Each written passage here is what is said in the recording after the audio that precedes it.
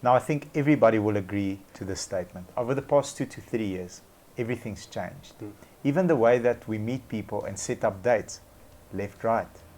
Everything's changed to the point where everyone, almost every single business on the planet, has upped their game and gone digital, including the way that we study. On today's episode, we're going to dive into effective ways to study online. Next to me, as always, Anna Marie Meyer and Eddie Magana. Thank you. Thank you. Welcome Thank to you. the show.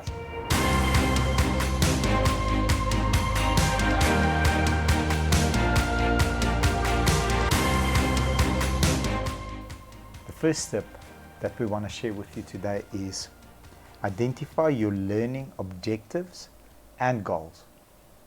It's easy. We've got Google at our fingertips. So make sure you do enough online research.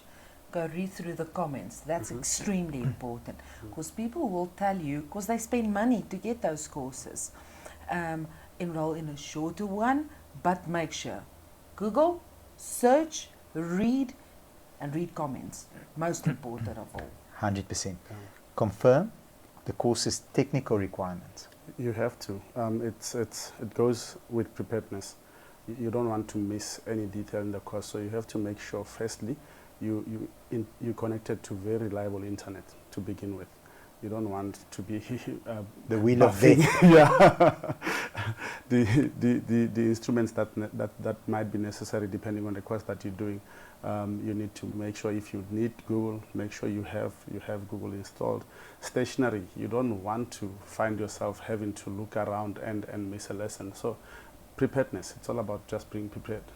100%. Number 3, create a dedicated study space. Now I love this topic because for the longest time I lived in a small little flat behind my parents, and recently I bought myself a house and I dedicated an office space for me. Yeah. And the way that I placed everything, so to my left I've got a pair of gloves that Vince gave to me as a housewarming gift.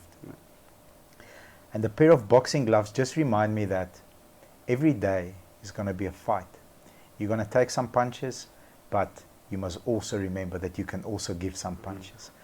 All around me is hundreds of books, because when I'm alone, doesn't creep you out, but when I'm alone, I speak to the authors.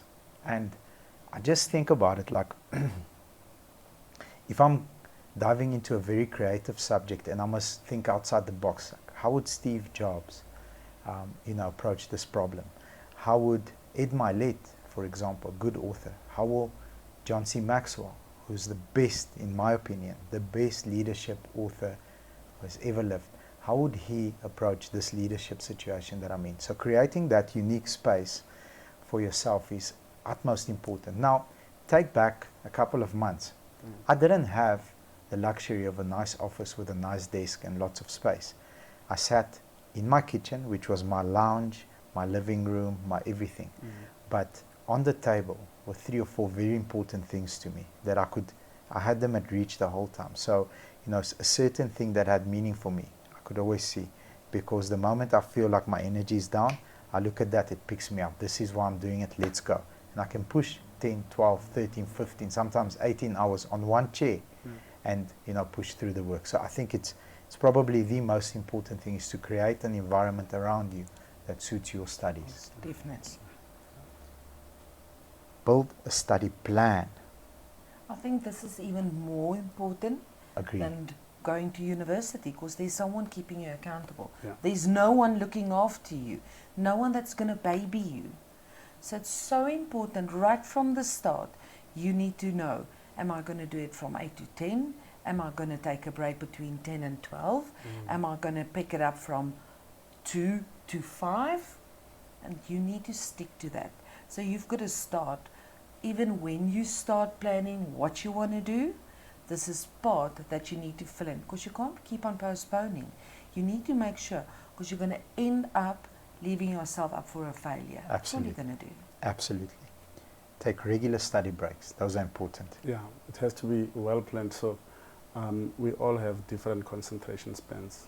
I mean, when studying, this is an opportunity to learn. You don't want to miss anything because you're exhausted, and so you need to take coffee breaks in between, so that whenever you're in that moment, you know you feel concentrated and you're able to grasp everything that's going on in the class. So, Absolutely, absolutely. Which leads me to the next one, which is reward yourself for sticking to the program. So I do this hyper effectively. 60 minutes of deep work, then I qualify for X. I don't qualify for X unless I put in the 60 minutes of deep work. So I don't drink alcohol. However, on a Sunday, I really like having a Heineken Zero. Now, because I'm watching my calories, that thing has a lot of calories in it. So that's my reward. If I push through this, I can reward myself with a Heineken Zero. I've got a tradition. Ice cream. No. I put it, and here's the trick. And Heineken's not paying me to say this. I put it in the deep freeze for 20 minutes. Yeah, it's nice. But I reward myself only if I hit my target. Okay, awesome. If I don't, sorry for you. Lastly, revise and practice what you've learned. You've got the skill now, so why not use it? But you've got to relive it. You've got to go back to your notes. Again, no one is going to look after you. You need to do it. Yeah. So you must have the stability with that whole program to say, I've got it now, I've done it, I'm going to relive it, but keep on going back to your notes and try and test it. You have to. Otherwise, it's for nothing. You're going to lose your money. Yeah. And don't throw it in the water. 100%.